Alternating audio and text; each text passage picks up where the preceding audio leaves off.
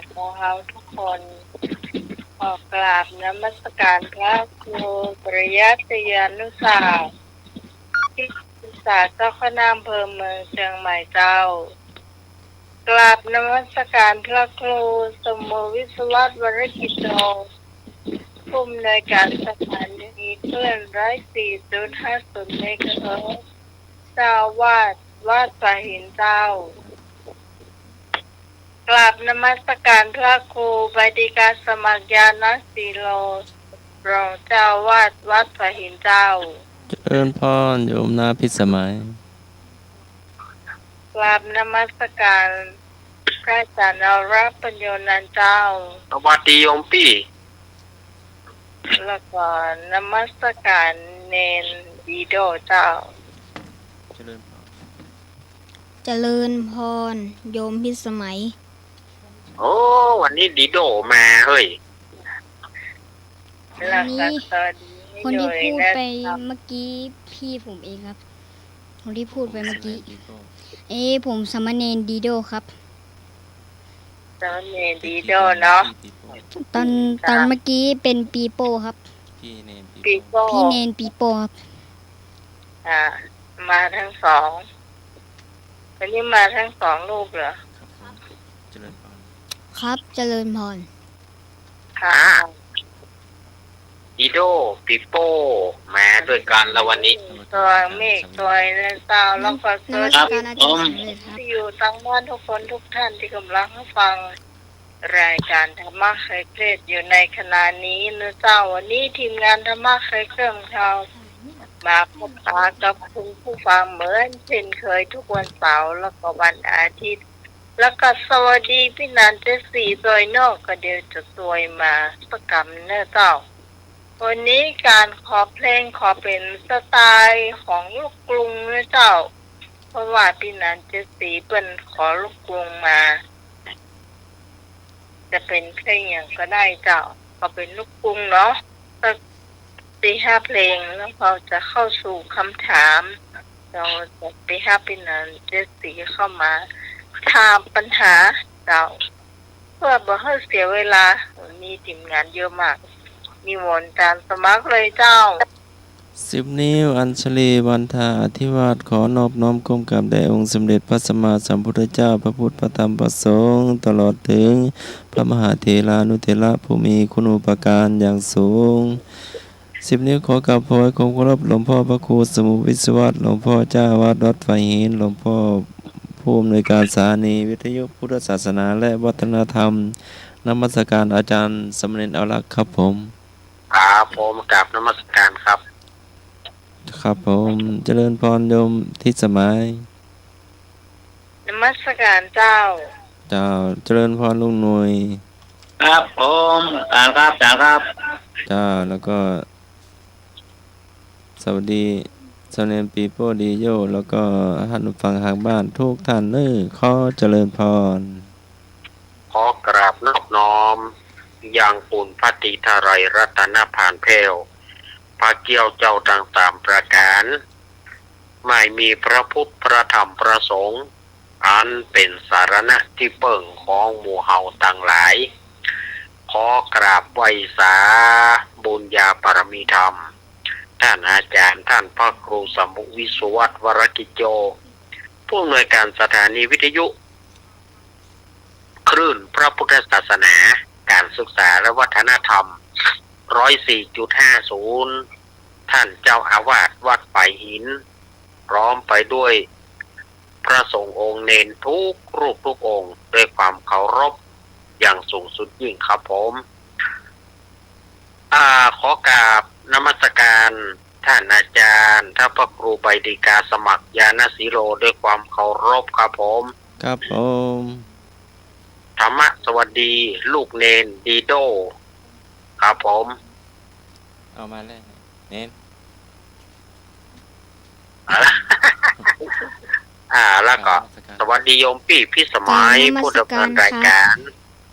เจ้ามาสการเจ้าสวัสดีลุงลุยเนอะครับผมมาสั่งครับมาแล้วก็พอกับนมัสการสมณเณรเอาละครับ ครับผมโอ้แล้วก็สวัสดีท่านญาติโยมเนอะวันนี้ก็มาปะกันในวันอาทิตย์ที่27 เมษายน พุทธศักราช 2568 เดือน 8 เหนือ เดือน 6 ใต้ออกมานี่1 ค่ำวันนี้เป็นว่าจ้างแก้วขึ้นสู่โรงคำหรือว่าจ้างแก้วขึ้นสู่โรงธรรมไปจะทำการมงคลใดวันนี้เลิศเนิกวันนี้นะถือว่าเป็นวันดีเนาะต่อไปก็ขอเชิญลุงหนุ่ยเนาะได้ตักไก่สถานญาติโยมเนาะเอาคุณผู้ฟังเนาะ ครับผมครับผมครับขอกราบนอบน้อมพระเถรานุเถระทุกลูกทุกสงฆ์องค์ครับถึงสามเณรน้อยทุกองค์ครับผมครับตามการพระอาจารย์ว่าครูสมุวิศวัตรพระราชโจครับผมที่เมตตาเวลาธรรมะการเทศน์ครับผมธรรมสการพระครูใบริกาจากวัดครับผม เอิ้นพร ธรรมสการพระอาจารย์เอาละครับผม สวัสดีเนอะ ที่การสามเณรน้อยสองรูปนะครับครับที่สมัยนะครับ สวัสดีเจ้า ธรรมะคาเทียทุกท่านทุกคนนะครับผมครับอันนี้ที่เปิดเพลงอยู่นะครับครับผมเจอเลยครับ วันนี้ขอสไตล์เป็นลูกกรุงนะเจ้า053-226-058เจ้า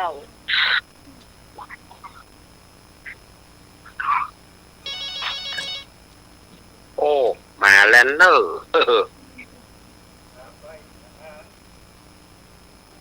ครูใบดิกาจันทร์สมัครงานสีโลครับผม เอิ้นพรโยมเอง อาภาษาเสริมเนตรทรักครับผม สวัสดีไอเอกเนอะ สวัสดีน้องที่สมัยชุริโยดอนตอนตันครับผม เจ้าสวัสดีเจ้า สวัสดีลูกเน้นดีโดปีโป้ด้วยนะครับผม เจริญพรโยมเอง เจริญพรโยมเอก วันนี้ขอบางเพลง เจริญพรโยมเอกครับ เป็นวิญญาณในภาพถ่ายสุเทพวงศ์กำแหงนะ วิญญาณในภาพถ่ายเนาะ ครับลูกกรุงครับ ลูกลุงวิญญาณในภาพถ่ายสุเทพวงศ์กำแหง ครับผม ครับ มอบรู้เสียงรู้สายก่อนปลาเต้าก่อนกมลเกยกลาง เจ้า หรือมาแล้วหลายแม่เนาะแม่สุวิทย์สุวัฒน์เห็นมั้ยไอ้หนุ่ยจะมาแม่เดือนหน้า ครับผม ขอบคุณมากครับสวัสดีครับผม ครับขอบคุณครับ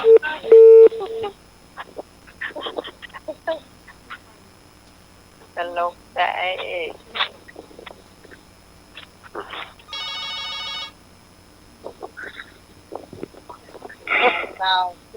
กราบไหว้สาพระอาจารย์ทัศครูสมุทิสุวัฒน์วรากิจโจผู้อำนวยการสถานีคลื่น104.50 เมกะเฮิรตซ์เจ้าวาดวัดไหหินเจ้ากราบไหว้สาพระครูใบดิกาสมัครยานสีโรเจ้า เจริญพรโยมแม่ กราบไหว้สาสำเร็จพระอาจารย์เนตรราชเจ้า สวัสดีแม่พร เจ้ากราบไหว้สาเนนดิโดปิโป้เจ้า ค่อยๆเจริญ เจ้าสวัส เจ ดีน้ ริ องใหม่ ญพ เจ้าร เจริญพรครับ ค่ะ นี่สิเจริญพรโยม แม่พร แม่พรครับ จ้า ค่อยเดิน สวัสดีน้องใหม่เจ้า สวัสดีเจ้า สวัสดีลุงเนยเจ้า ครับผมเดชาพรครับ ครับพี่นายเจสซี่ยังมาแต่กระเจ้าอันนี้เจ้า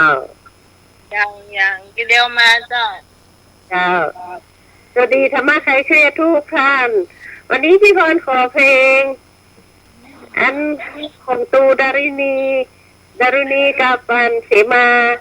เจ้าเพลงจวนน้องแอวเมืองเหนือเจ้า เป็นเพลงลูกกรุงก่อน ได้ลูกกรุง เย้ เอาขอสไตล์ลูกเมืองดีกว่าที่มองวันนี้ มันไปจวน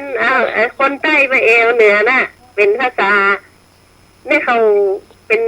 เรียบฟังนะดูก็แล้วกันเจ้าจวนน้องแอบเมืองเหนือเจ้าเสมากับสุดารินีเจ้า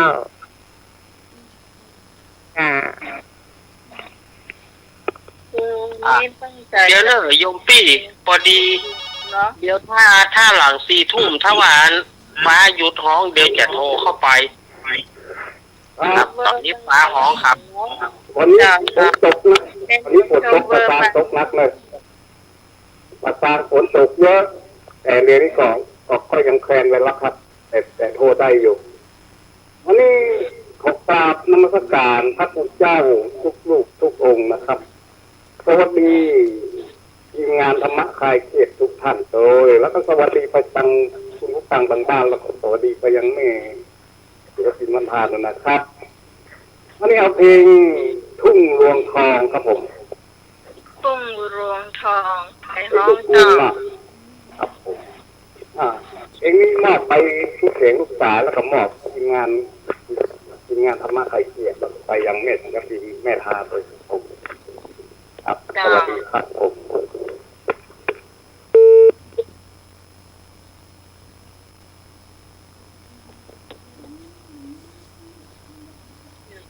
3 4 5แล้วนะเป็นของพี่นัน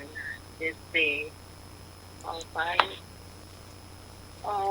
นึกถึงตะกี้เนนต้นบอกว่าเดือน8ออกมาเนาะแต่เจ้ามีโอกาสได้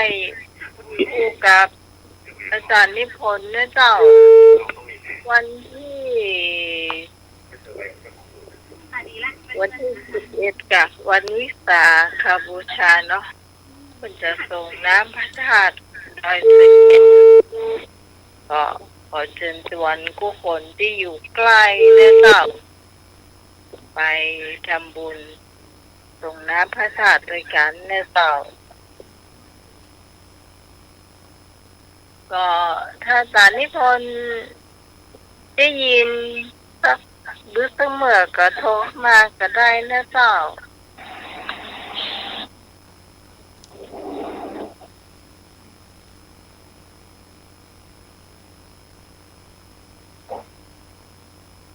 มีแถมก็เจ้าคุณผู้ฟังที่ขอเพลง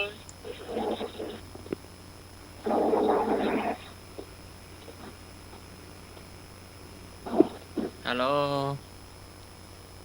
นมัสการครับผมแฟนพันธุ์แท้ครับเอาเพลงนี้ดีกว่าเพราะเพลงมากๆเลยครับคอยเป็นหลานย่าโมอยู่เมืองสุโขครับน้อนมัสการครับ แล้วมาชื่อเพลงอะไรอย่างนะเอาไปหูได้ว่าชื่อเพลงอย่าง